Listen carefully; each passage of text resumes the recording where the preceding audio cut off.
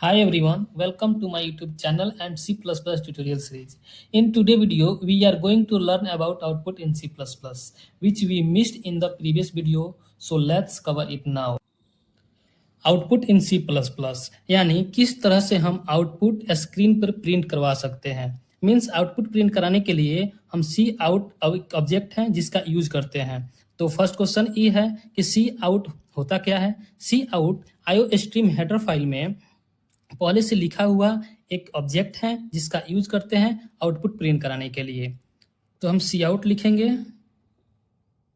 And double less than, दो less than लिखेंगे। एक तरह से तो ये ऑपरेटर्स होता है जो आगे वीडियो में हम पढ़ेंगे। उसके बाद हम यहाँ पे स्ट्रिंग्स लिखेंगे। स्ट्रिंग्स होता क्या है, स्ट्रिंग्स डबल कोट्स के अंदर लिखे हुए मैसेज है जो हमें स्क्रीन पे प्रिंट करवाना होता है, उसके लिए यूज करते हैं। और ये स्टेटमेंट टर्मिनेटर होता है, इसका यूज होता है to stop the instructions.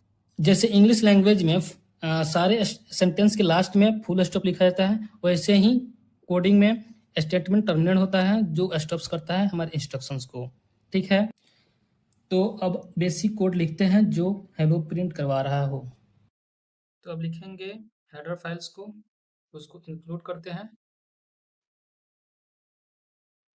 IO stream header file को।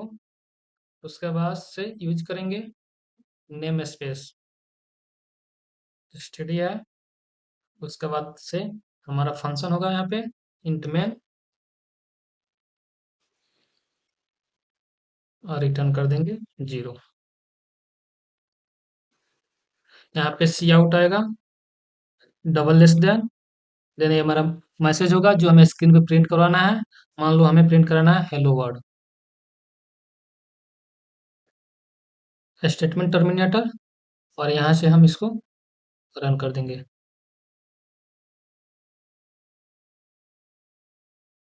जो हमें प्रिंट करके दे देगा हेलो वर्ड। ठीक है, उसके बाद इसको अगर हमें मल्टीपल लाइन प्रिंट कराना हो तो फिर इसको हम कॉपी करेंगे और पेस्ट कर देंगे। ये हमें सेम आउटपुट प्रिंट करके दे देगा। और ये देखो, ये तीनों के तीनों एक ही लाइन में आ रहा है।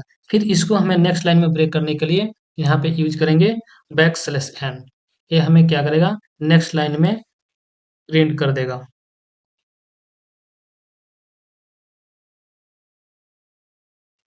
बैक स्लैश एन, ये जो हमारे स्ट्रिंग्स है मैसेज है, इसको 3 लाइन में प्रिंट करके दे देगा। ठीक है, या फिर इसको ऐसे भी हम प्रिंट करा सकते हैं,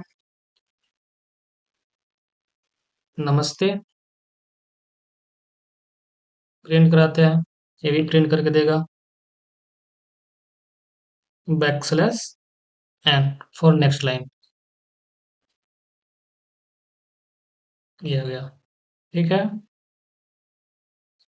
बैकस्लैश एन के जगह पे हम यहाँ पे हैंडल का भी यूज कर सकते हैं जो सेमी वर्क करेगा। ये भी हमारे लिए नेक्स्ट लाइन ही प्रिंट करके देगा।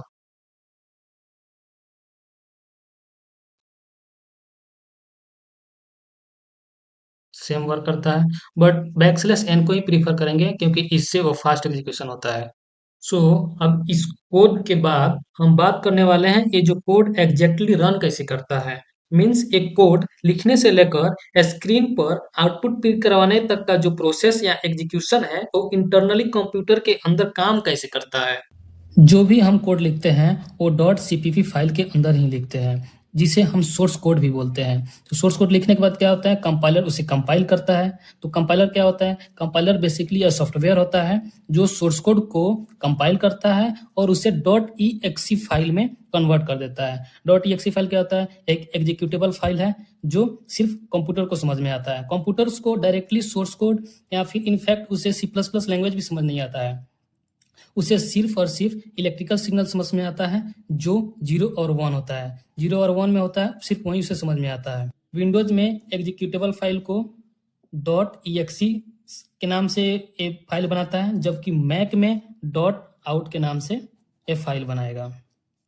इसके बाद कंप्यूटर इसे प्रिंट करा देगा स्क्रीन पे। तो ये सारे जितने प्रोसेस है ये 2 स्टेप्स में वर्क करता है। फर्स्ट में है कंपाइल स्टेज, जबकि सेकेंड में है रन स्टेज। कंपाइल स्टेज में सोर्स कोड कंपाइल होता है, .exe एग्जीक्यूटेबल फाइल में कन्वर्ट होता है, उसके बाद कंप्यूटर्स उसके बाद रन स्टेज आता है जो कंप्यूटर्स उसको स्क्रीन पे प्रिंट करवा देता है।